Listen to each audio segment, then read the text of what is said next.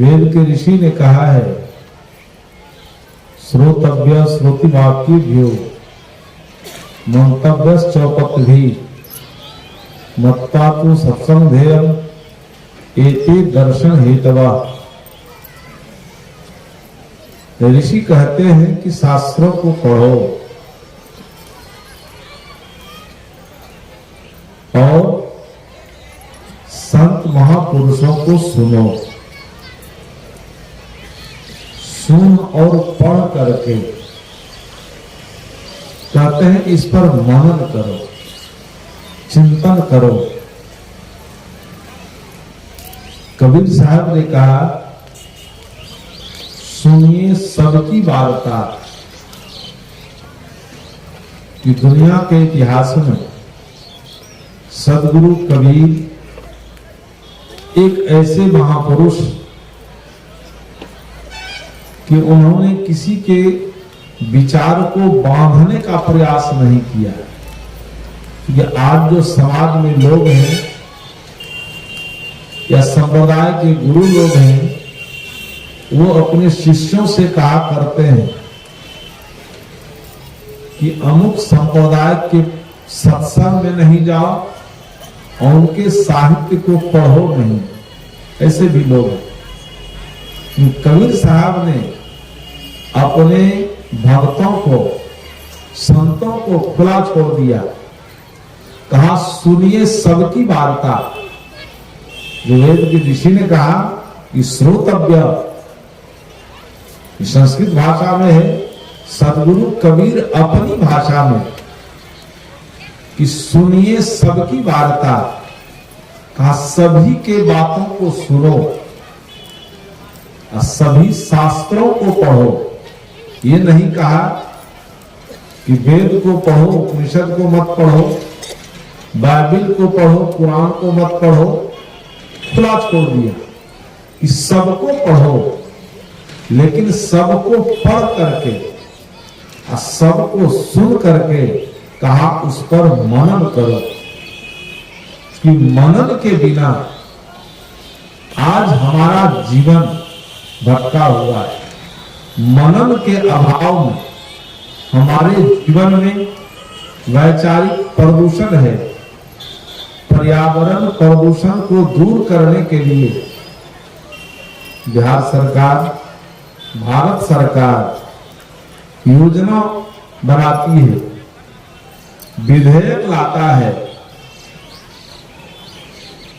Budget pass करता है। इस वर्ष इतना पेड़ लगाना है। क्यों? कि पर्यावरण प्रदूषण आ गया है। सुन रहे हैं कि बड़े बड़े महानगरों में, दिल्ली में कई बार हो गई, बॉम्बे में, कि ऑक्सीजन की कमी हो गई। ऑक्सीजन का दौर चल रहा था कोरोना काल में। महानगर में अभी भी है। उसका मूल कारण है कि विस्तार में नहीं जाऊंगा। उसका मूल कारण है प्राकृतिक प्रदूषण, पर्यावरण प्रदूषण। उस प्रदूषण को दूर करने के लिए विधायक, सांसद, प्रशासक, विधायक विधान के द्वारा, प्रशासक प्रशासन के द्वारा, नेता नियम बना करके, विधान बना करके विधेयक ला रहा है। कितना दूर हुआ है इस पर चर्चा नहीं करेंगे। उसके लिए ये तैयारी हो रही है। इन सभी प्रदूषणों का मूल कारण क्या है? बाह्य प्रदूषण को दूर करने के लिए सारी बातें हो रही हैं। अभी जिन बातों को हम सुने हैं, उस सारी दुर्घटना घटित कहां होती है? जिनके जीवन काल में घटित होती है, वो है मानव जीवन में, मानव मस्तिष्क में। मानव मस्तिष्क आज प्रदूषित है और मानव मस्तिष्क के प्रदूषण को दूर करने के लिए कोई विधेयक है क्या? विधायक के द्वारा कोई विधेयक कहीं से नहीं, प्रशासन के द्वारा कोई नियम कहीं से नहीं, कोई नियम नहीं है और न इसके विषय में कभी चर्चा की जाती है। इसका हम विशद विवेचन करें तो पूरा प्रशासन तंत्र सामने खड़ा हो जाए तो पता चल जाएगा कि जब कोई दुर्घटना घटती है, आपके यहाँ पुलिस चौकी है, पुलिस है, पुलिस के सामने दुर्घटना हो रही है, हो गई है, पुलिस के पास चले जाएं तो पुलिस देखती रहती है। क्यों? पुलिस कहती है कि जब तक मेरे पास, नेता तो बैठे हुए हैं बुद्धिजीवी, जब तक मेरे पास आवेदन नहीं आ जाएगा तब तक हम सक्रिय नहीं हो सकते, है कि नहीं? लेकिन मानसिक प्रदूषण को दूर करने के लिए हमारे आगत संत 2 दिनों से विचारों को सुन रहे हैं और इन विचारों को सुन करके यदि हमारा जीवन बदल जाता है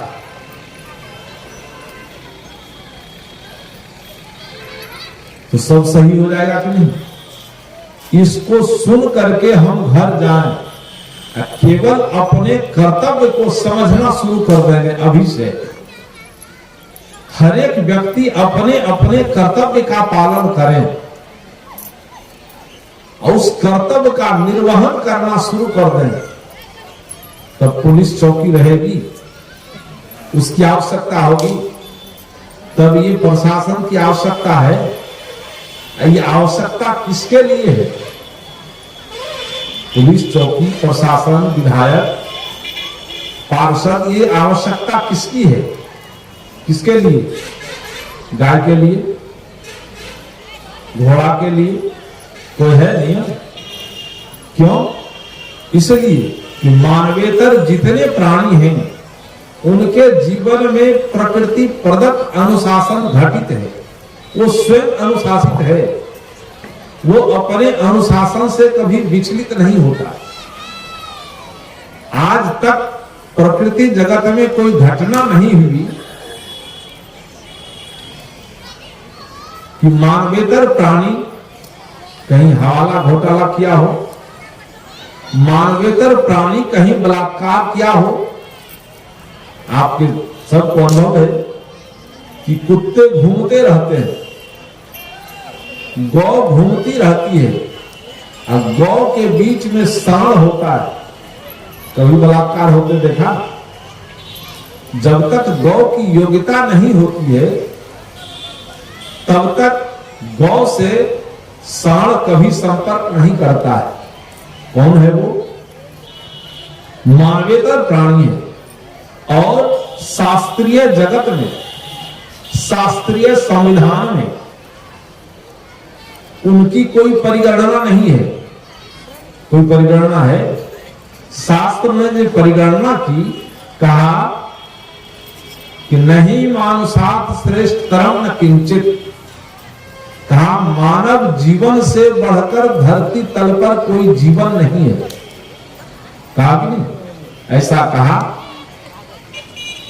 कि बैल के जीवन से, हाथी के जीवन से बढ़कर कोई जीवन नहीं है। सबसे बड़ा बलवान हाथी है, लेकिन हाथी के जीवन से बढ़कर कोई जीवन है ऐसा शास्त्र में वर्णन नहीं किया। मनुष्य के लिए कहा, लेकिन जिसके लिए नहीं कहा, हम उसके जीवन को झांकें तो उसके जीवन में कोई उपद्रव है, उसके जीवन में कोई अशांति है, उनके जीवन में कोई दुख है? कुछ नहीं, सब कुछ से परिपूर्ण है। जिसके विषय में शास्त्रों ने महिमा गाई, इनके जीवन को झांकिए और देखिए, परेशान है कि नहीं? मनुष्य के जीवन में आज कितनी परेशानी है। आज मनुष्य कितना दुखी है, मनुष्य के जीवन में कितनी अशांति है। कारण उस अशांति को दूर करने के लिए मनुष्य भटक रहा है,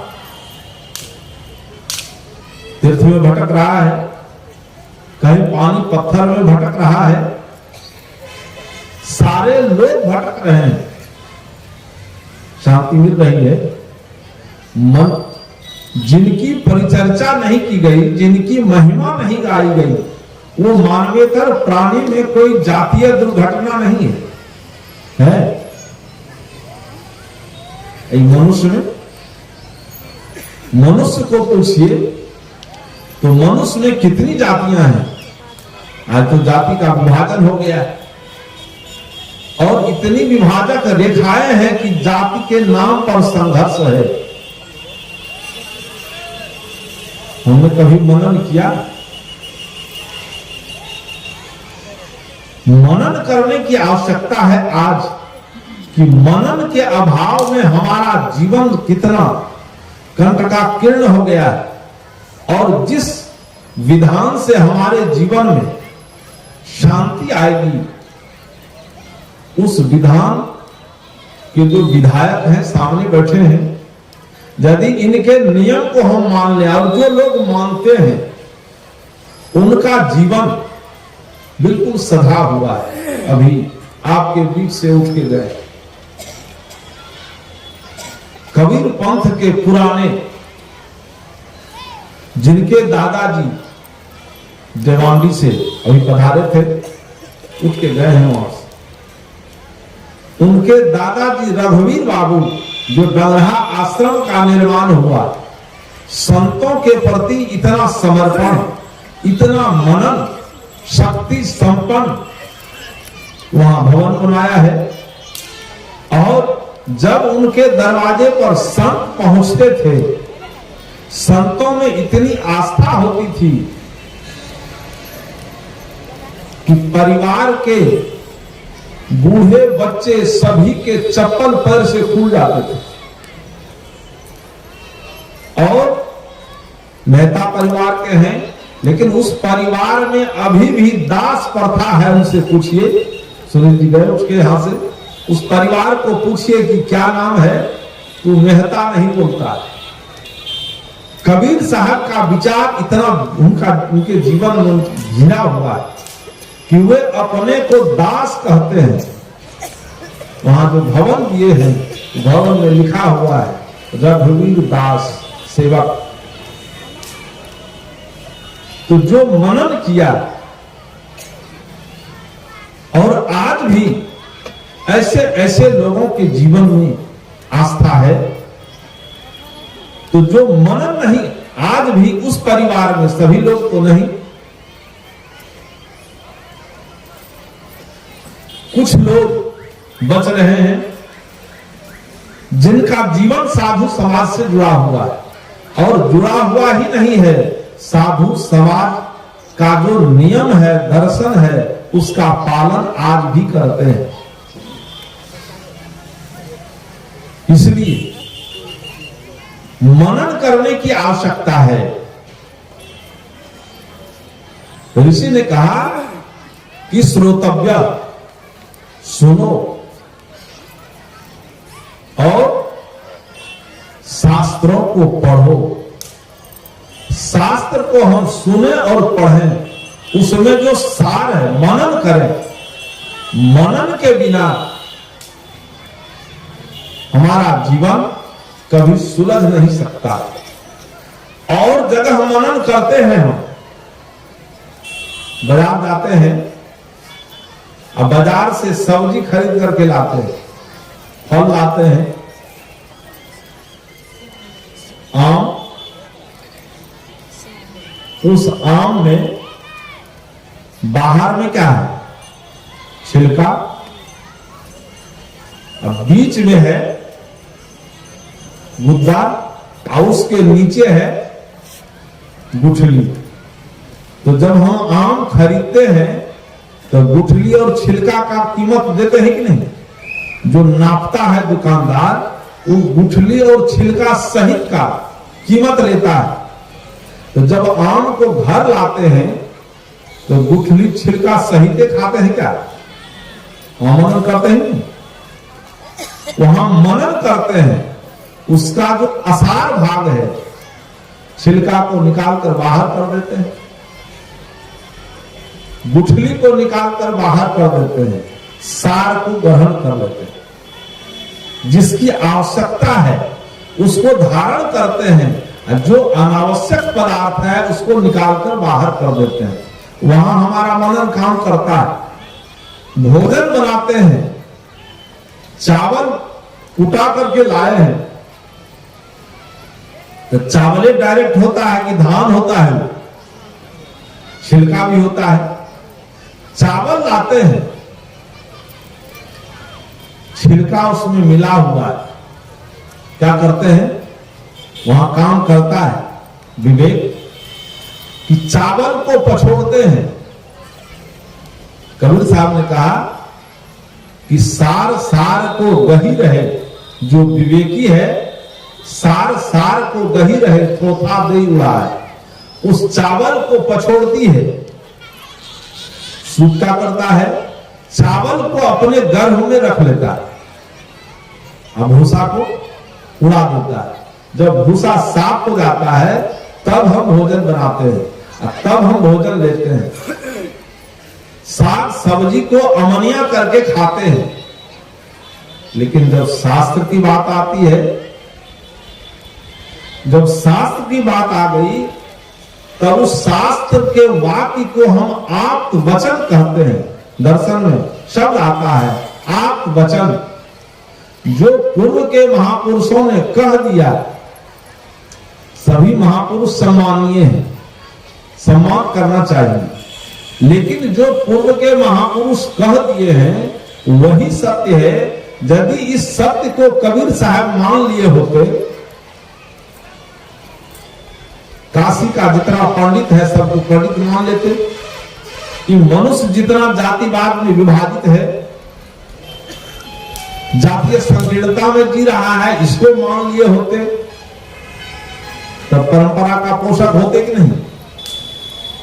कबीर साहब मनन किया और कहा कोई जाति से उत्तम नहीं है, कोई जाति से अधम नहीं है, कोई ऊंच नहीं है, कोई नीच नहीं है। और ऐसे शब्द का प्रयोग केवल यह कह करके नहीं किया, इसके साथ तर्क दिया, उदाहरण दिया और कहा कि एक ही त्वचा हाड़ मल मूत्रा, एक रुधिर एक गुदा, एक बूंद से सृष्टि रची है, वो ब्राह्मण को शूद्रा। आज से 650 वर्ष पूर्व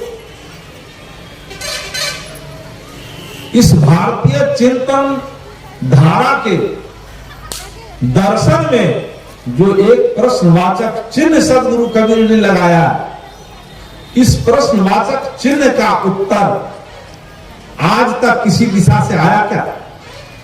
आज तक किसी दिशा से नहीं आया। कबीर साहब मनन किया, लोगों ने, पूर्व के महापुरुषों ने कहा कि स्त्री और पुरुष में भेद है।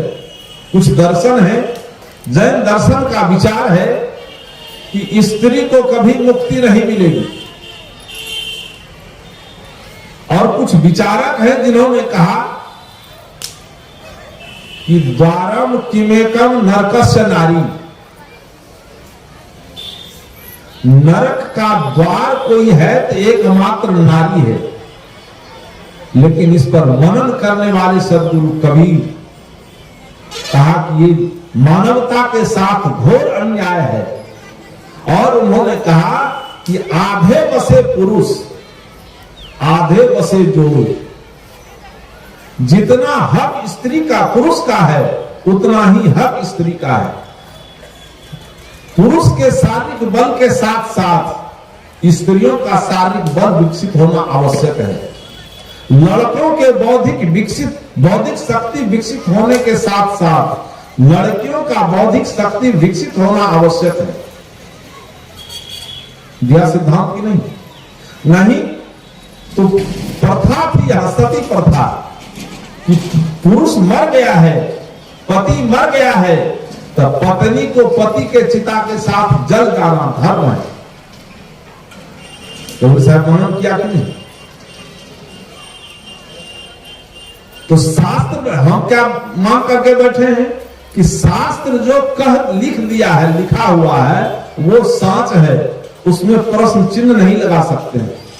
और प्रश्न चिन्ह नहीं लगाने का परिणाम है कि हम दिन प्रतिदिन संकीर्णता में जी रहे हैं, हमारा पतन होता जा रहा है। आज कबीर साहब के विचारों को हम ठीक से हृदयंगम किए हैं, लड़के पीछे हो गए। रिजल्ट होता है IAS IPS का, जब रिजल्ट होता है उस रिजल्ट में हमारी बहनों की संख्या आगे भाग गई। भारतवर्ष में प्रथम स्थान लाने वाली हमारी बहनें होती, कई साल से देख रहा हूं अखबार में कि बहनें आगे हो गई हैं, हमारे भाई लोग पीछे हो गए। और जब जब इस देश में समस्या आई है, जितना योगदान पुरुष का रहा है उतना ही योगदान स्त्री का रहा है। जहां हम महाराणा प्रताप को याद करते हैं, जिस जोश और खरोश के साथ, लक्ष्मीबाई को भूल जाएंगे क्या? जहां हम सबरी और जहां हम राम कृष्ण बुद्ध को याद करते हैं भक्ति के क्षेत्र में, वहां मीरा और सबरी को भूल जाएंगे क्या? मैत्री को भूल जाएंगे? कबीर साहब का विचार आज कितना सफल, तो मनन करना चाहिए। और आज हम मनन नहीं करते हैं, मनन के अभाव में हमारा जीवन नारकीय होता जा रहा है। मनन के अभाव में हम भटक रहे हैं, मनन के अभाव में हमारे जीवन में सारी दुर्घटना हो रही है। धर्म के नाम पर आज तक प्रश्न किए कि पिताजी मर गए, कुछ लोग मनन करने लगा है। खुद गुरुदेव जी के विचार से जो लोग प्रभावित हुए, उनके जीवन में मनन आया है कि पिताजी का शरीर छूट गया, क्या करना है? कुछ लोग गंगा ले जाते हैं, गंगा में के किनारे जाकर जला देते हैं, अस्थि को बहा देते हैं। क्यों? तो हमारे परिवार के सभी लोग वहीं ले गए, हमारे दादाजी वहीं गए थे तो हम भी ले जा रहे हैं। और वहां से आते हैं, बाल छिलाते हैं, 9 दिन 10 दिन में श्राद्ध करते हैं। पूछिए श्राद्ध क्यों मनन किए, कि श्राद्ध क्यों और किसका? जीवन को समझे विशुद्ध है कि आत्मा और शरीर दोनों का संबंध जीवन है। अब दोनों का संबंध विच्छेद हो जाना मृत्यु है।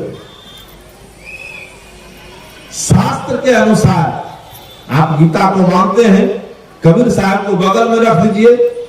गीता कहती है कि वासांसी जीर्णानी नवानी यथा विहाय नवो प्राणी, कि जैसे मनुष्य पुराने वस्त्र को छोड़कर नवीन वस्त्र धारण करता है, कपड़ा आपका फट जाता है, जब कपड़ा बदलने लगते हैं, नया कपड़ा लाते हैं, उसको धारण करने लगते हैं, उसको छोड़ने में और पहनने में कितनी देर लगती है?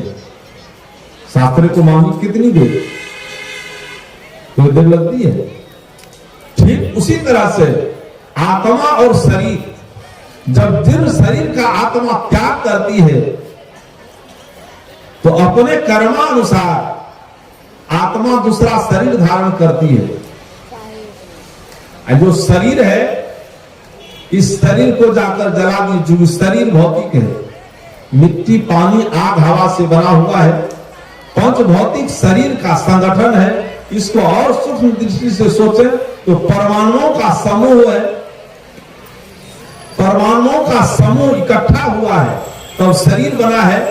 आइए फिर विघटित हो जाए तो परमाणु का नाश नहीं होता है, वो विघटित होकर के अपने तत्व में विलीन हो गया और आत्मा नवीन शरीर धारण किया।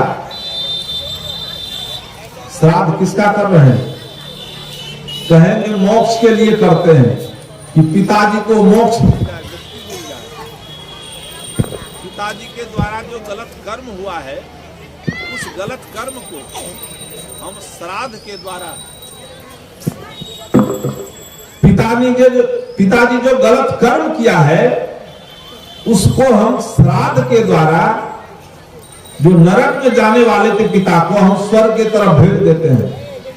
भगवान कृष्ण को पढ़िए, अभी कबीर साहब के बगल में रहने दो। लोग कहता है कि कबीरपंथी कुछ नहीं मानता है। कबीर साहब हर एक बिंदु पर मनन किया है, उसको बगल में रख लीजिए। कबीर साहब, भगवान कृष्ण कहते हैं कि शकनौती है वजह सोढ़ो प्राक शरीर विमोक्षणात् काम क्रोधो भवम वेगम स्वयुक्त स सुखी नरा। का शकनौती है वजह सोढ़ो, सोढ़ो प्राक शरीर विमोक्षणात्, प्राक माने पहले, का शरीर विमोक्षता में छूटना, शरीर छूटने से पूर्व क्या है, काम क्रोधो भवम वेगम। जीवन में जो दुख का कारण है, बंधन का कारण है वासना, उस वासना का रूप बता रहे हैं भगवान कृष्ण कि काम क्रोधो भवम वेगम। काम क्रोध लोभ मोह,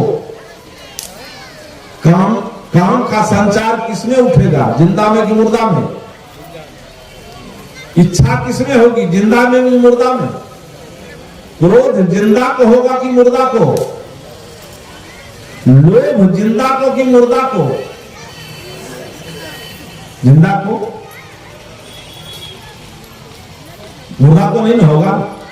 भगवान कृष्ण कहते हैं कि काम क्रोध लोभ मोह के वेग को सहने में जो सक्षम है, स्वयुक्त स सुखी नरा, वही युक्त पुरुष है, वही शांति लाभ करता है, वही साधक है। ये बीच में जो कर रहे हैं ये सत्य है क्या? सत्य झूठ है कि नहीं? और इस झूठ में हम फंसे हुए हैं। क्यों? कि मनन के बिना, हर एक जगह मनन की आवश्यकता है। मनन के बिना हमारा जीवन फंसा हुआ है। बात बहुत लंबी हो जाएगी, बात को बढ़ाना अच्छा नहीं है। समापन का समय हो रहा है, इसलिए मनन की आवश्यकता है। जिस श्रुत ज्ञान का जो हम श्रवण किए 2 दिनों से, उन विचारों को हम ठीक ठीक से मनन करें और मनन करके जो सत्य है उसको धारण करें, तभी हमारा कल्याण संभव है। नहीं तो इस कान से सुन लिए, इस कान से निकल गया कि अमुक संत बहुत बढ़िया बोल रहे थे, अमुक गायक बहुत बढ़िया भजन गा रहे थे, भजन में तो सर हिल गया सुन रहे थे। भजन हारमोनियम और तबला के लय और ताल में तो सर हिलता है, उस लय ताल से जो भाव है वह भाव हमारे जीवन में आ जाए, हमारी वाणी पर आ जाए, वाणी में भी मिठास आ जाए, कल्याण हो जाएगा। नहीं, ये कब होगा? जब हम मनन करेंगे। इसलिए आइए, न अति विस्तरे, न अधिक विस्तार नहीं करते हुए मैंने निवेदन किया कि मनन के बिना हमारा जीवन कभी सफल नहीं हो सकता। शास्त्रों को पढ़ें, संत महापुरुषों को सुने, सुन और पढ़ करके उस पर मनन करें और जो सार है उसको धारण करें, हमारा कल्याण संभव है। आइए, मैं अपनी ओर से इस कार्यक्रम के